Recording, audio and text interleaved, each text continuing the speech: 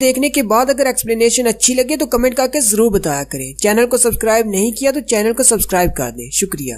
First episode के and में हमने देखा था कि बूढ़ी जादूगरनी उन सब को महल के बाहर ट्रांसपोर्ट कर देती है, लेकिन वो महल से ज्यादा दूर नहीं होते, इसलिए सोल्जर्स उनके पीछे आते हैं। वहीं पर एक डीमन लड़की को तीर लगता है। वो जियांग से कहती है, मुझसे वादा करो कि तुम मेरी क्वीन की हिफाजत करोगे, ये मेरी तुमसे आखिरी रिक्वेस्ट है। जियांग उससे कहता है, ठीक है, मैं उसकी हिफाजत करूंगा। जियांग आगे बढ़ता है और डीमन क्वीन का हाथ पकड़ लेता है और उससे कहता है, हमें यहाँ से जल्दी से जाना होगा। क्वीन गुस्से के साथ उसे कहती है, मेरा हाथ छोड़ो, मुझे अपने सोल्जर्स के साथ यहीं पर लड़ना है, मैं इन सब को मरने के लिए यहाँ पर नहीं छोड़ सकती। जियांग उसे कहता है, अगर तुम इनसे लड़ने के लिए रुक गई तो तुम भी मर जाओगी, क्योंकि तुम्हारे पास तुम्हारी पावर्स नहीं है, जल्दी से मेरे साथ भागो। क्वीन फिर से चिल्लाकर उसे कहती है, मैं मरना पसंद करूंगी बजाय इसके कि अपने सोल्जर्स को मरने के लिए यहाँ पर छोड़कर खुद भाग जाऊं। इस बार जियांग चिल्लाकर उसे कहता है कि तुम्हारी अकल घास चरने के लिए गई है, वो सब लोग तुम्हारे लिए अपनी जान दे रहे हैं, अगर तुम भी जाकर वहाँ मर जाओगी तो उन सब के जान देने का क्या फायदा। अगर तुम जिंदा रहती हो तो तुम इन इंसानों से उनकी मौत का बदला ले सकती हो, लेकिन अगर तुम भी यहाँ पर मरना चाहती हो तो फिर उन सब के सैक्रिफाइसेस का क्या फायदा। जियांग की ये बात सुनकर क्वीन थोड़ी सी शांत हो जाती है और उसके साथ चलने पर राजी हो जाती है। वो रोती हुई आंखों के साथ पीछे की तरफ देखती है तो इंसानी सोल्जर उसके साथियों पर तलवारों के वार कर रहे होते हैं और कह रहे होते हैं, इस डीमन का सर मेरा है। वो सोल्जर्स बिल्कुल जंगलियों की तरह लड़ रहे होते हैं। एक सोल्जर दूसरे से कहता है, हम लोग इसे वैसे भी तो मारने वाले हैं, क्यों ना इसके साथ पहले थोड़ा सा मजा कर लिया जाए। डीमन क्वीन ये देखकर रोना शुरू कर देती है और फिर जियांग के साथ आगे चल पड़ती है। वो भी थोड़ा से ही आगे जाते हैं तो 3 और सोल्जर्स निकलते हैं और इन दोनों को घेर लेते हैं। उन तीनों में से एक सोल्जर कहता है, मुझे ये देखने में इंसान लग रहे हैं, लेकिन इनके कपड़े बहुत ज्यादा मुख्तलिफ हैं। मुझे लगता है शायद ये डीमन क्लैन वालों के गुलाम हुआ करते थे। दूसरा सोल्जर कहता है, क्या हमें इन्हें मार देना चाहिए। ये सुनते ही क्वीन को गुस्सा आता है और वो जियांग से अपना हाथ छुड़ाकर उनको मारने के लिए आगे बढ़ती है। वो एक सोल्जर को पंच मारने ही वाली होती है कि जियांग पीछे से आता है और क्वीन को पकड़ लेता है और हंसते हुए उस सोल्जर से कहता है, ये इंसानों को देखकर बहुत ज्यादा एक्साइटेड हो गई है, इसलिए तुम्हें गले लगाने के लिए आगे बढ़ रही थी। वो सोल्जर उनसे कहता है, मैंने सुना है कि डीमन ट्राइब वाले इंसानों की मेमोरीज को मिटा देते हैं, उसके बाद वो उनके गुलाम बन जाते हैं और हम इंसानी सोल्जर्स को भी अपना दुश्मन मानने लग जाते हैं। अगर तुम्हारे साथ भी ऐसी ही बात है तो हम तुम दोनों को भी डीमन आर्मी का हिस्सा मानेंगे और तुम दोनों को भी मार डालेंगे। पता नहीं हमें कैप्टन तुम्हारे सर के बदले में इनाम देंगे भी या नहीं।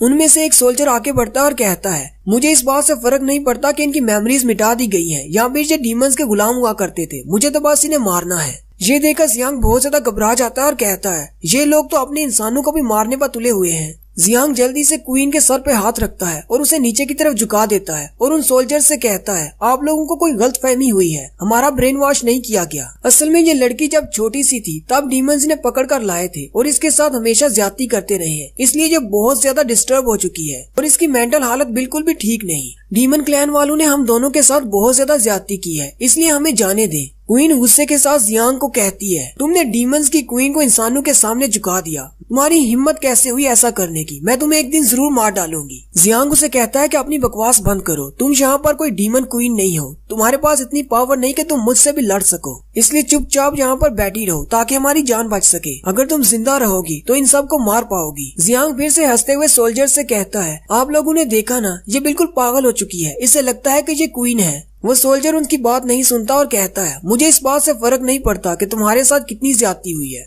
मुझे तो बस ये जानने में दिलचस्पी है कि तुम दोनों का सर काट कर वापस ले जाने पर मुझे इनाम मिलेगा या नहीं। दूसरा सोल्जर उससे कहता है, लेकिन हम लोग यहाँ पर 3 हैं और ये सिर्फ 2 हैं, इनाम हम लोग आपस में कैसे बांटेंगे। तीसरा सोल्जर उसे कहता है, तो क्यों ना हम लोग ऐसा करें कि जो भी इन दोनों को पहले मारेगा इनाम सारा उसका होगा। जियांग अभी भी उन सोल्जर से कह रहा होता है, प्लीज हमें जाने दे। वो सोल्जर आगे बढ़ता है और अपनी तलवार का वार करने वाला होता है। उसी वक्त घोड़े पर एक और सोल्जर आता है जो कि दूसरी यूनिट से होता है। वो उनसे कहता है, वहीं पर रुक जाओ। वो सोल्जर उसे देखकर बहुत ज्यादा हैरान हो जाते हैं और कहते हैं, अगर इसने हमें यहाँ पर देख लिया तो हम लोग मुश्किल में पड़ जाएंगे। लेकिन जैसे ही वो सोल्जर उनके करीब आता है वो कहते हैं, ये तो हमारी स्क्वाड का नहीं है, ये तो किसी दूसरी यूनिट से है। उस सोल्जर ने व्हाइट रंग की ड्रेस पहनी होती है, यानी वो व्हाइट ड्रैगन स्क्वाड से होता है, जबकि दूसरे लोग रेड ड्रैगन यूनिट से होते हैं। वो सारे सोल्जर उससे कहते हैं, हम लोग यहाँ पर इन डीमंस को मारने के लिए आए हैं, जबकि तुम लोग व्हाइट ड्रैगन यूनिट वाले हमारी मदद के लिए आए हो, इसलिए इस सब से दूर रहो। वो घोड़े वाला सोल्जर व्हाइट ड्रैगन यूनिट का कैप्टन होता है। वो उन सोल्जर से कहता है, मैंने तुम लोगों की सारी बातें सुन ली हैं, जो भी अभी तुमने कहा, जल्दी से यहाँ से दफा हो जाओ और अपने लीडर को जाकर ढूंढो। मैं तुम्हारे लीडर को इस बारे में कुछ भी नहीं बताऊंगा।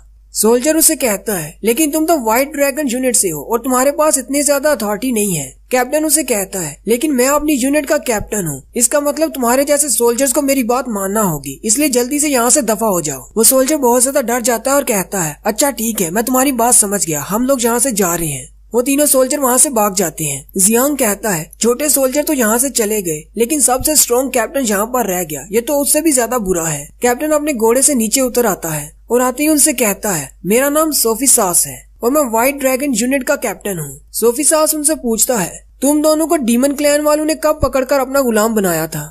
जियांग उसे हंसते हुए कहता है कैप्टन आपने तो टाइम पर आकर हमारी जान बचा ली, अगर आप थोड़ा सा लेट हो जाते तो वो सोल्जर हमें मार देते। कैप्टन अपनी तलवार उसके सामने करता है और उसे कहता है मैंने तुमसे जो पूछा है उसका जवाब दो। जियांग बहुत ज्यादा डर जाता है। क्वीन चिल्लाकर सोफी सास से कहती है अगर तुम हमें मारना चाहती हो तो यहीं पर मार डालो, इस तरह बार बार आकर डराने धमकाने की क्या जरूरत है। जबकि जियांग उसकी बात सुनकर चिल्लाना शुरू कर देता है और कहता है ये अपना मुंह थोड़ी देर के लिए बंद क्यों नहीं रख सकती।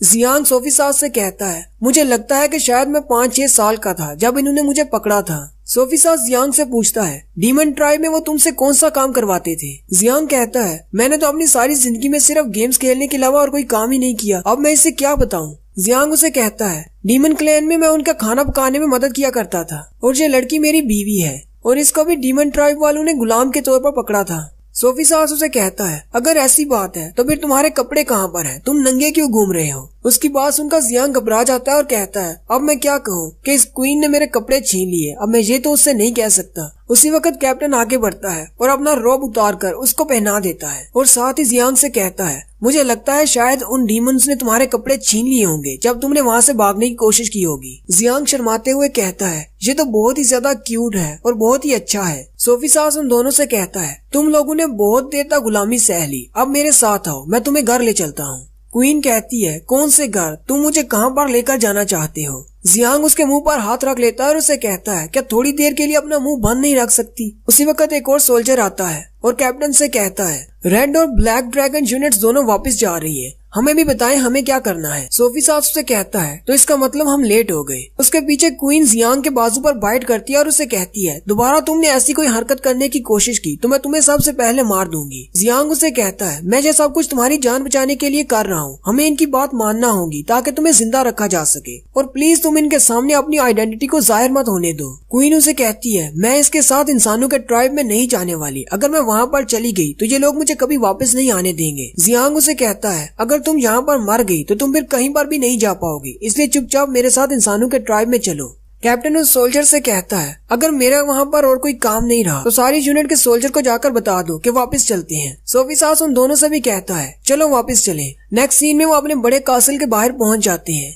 जियांग से देखकर बहुत ज्यादा हैरान हो जाता है और कहता है क्या इंसान जहाँ पर रहते हैं इसकी दीवारें तो बहुत बड़ी हैं। जियांग और क्वीन एक ही घोड़े पर बैठे होते हैं। क्वीन उससे कहती है क्या तुम्हें मुझे इतना टाइटली पकड़ना जरूरी है? जियांग उसे कहता है मैं इससे पहले कभी घोड़े पर नहीं बैठा, इसलिए मुझे डर लग रहा है। और यहीं पर वो इंसानों की बस्ती के बारे में बताते हैं कि इंसानों की बस्ती एक बहुत ही अच्छी जगह है जहाँ पर चारों सीजन में रहा जा सकता है। एक ऐसी लोकेशन है जहाँ पर सर्दी गर्मी से कोई फर्क नहीं पड़ता। इसकी दीवारें इतनी ऊंची बनाई गई हैं कि कोई भी डीमन अंदर दाखिल नहीं हो सकता। इसके अलावा दीवारों के अंदर हाई पावर कैनन्स लगाई गई हैं। कुछ हाई लेवल के जादूगर जो कि इन दीवारों के बाहर पहरा देते हैं, फिर दरवाजे खुल जाते हैं और सारे सोल्जर्स अंदर चले जाते हैं। जियांग आसपास के लोगों को देखकर कहता है यहाँ के लोगों के ड्रेसेस तो बहुत ज्यादा मुख्तलिफ हैं और इसके अलावा जब ये सोल्जर्स को देखते हैं तो ये नीचे झुकते हैं, इसका मतलब ये अपने सोल्जर्स की रिस्पेक्ट करते हैं। जियांग ने सोफी सास को अपना नाम जियांग जबकि क्वीन का नाम जी भी बताया होता है। सोफी सास उन दोनों को पुकारता है और कहता है तुम दोनों के नाम तो बहुत ज्यादा अजीब है, क्या डीमंस ने तुम्हारे नाम चेंज किए हैं? क्या तुम दोनों को अपने असली नाम याद है?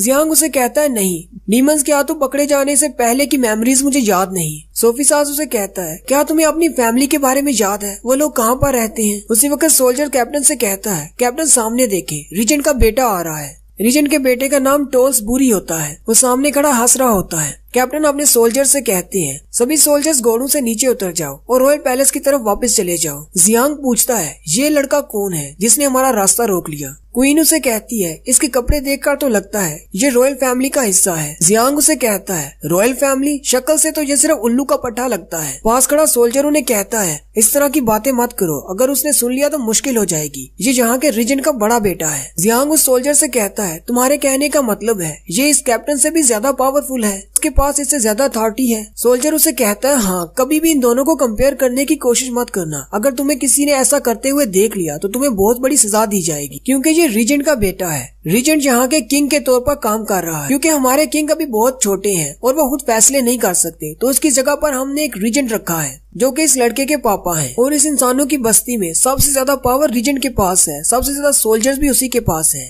क्वीन ये सुनकर कहती है अब ये इतना भी ज्यादा स्ट्रॉन्ग नहीं, अगर मेरे पास मेरी मैजिकल पावर्स होती तो मैं इसे एक चुटकी बजाकर ही मार डालती। वो सोल्जर उनसे कहता है अपनी बीवी को कहो खामोश रहे, अगर किसी ने सुन लिया तो तुम दोनों मारे जाओगे। जियांग उसे कहता है कि तुम टेंशन ना लो, अगर दोबारा इसने इस तरह की कोई बात की तो मैं इसके सर में एक थप्पड़ लगाऊंगा। और यहीं पर हमारी सेकंड एपिसोड का एंड होता है। एक्सप्लेनेशन अच्छी लगी हो तो कमेंट करके जरूर बताएं। चैनल को सब्सक्राइब कर दें, वीडियो को लाइक और शेयर कर दें। शुक्रिया।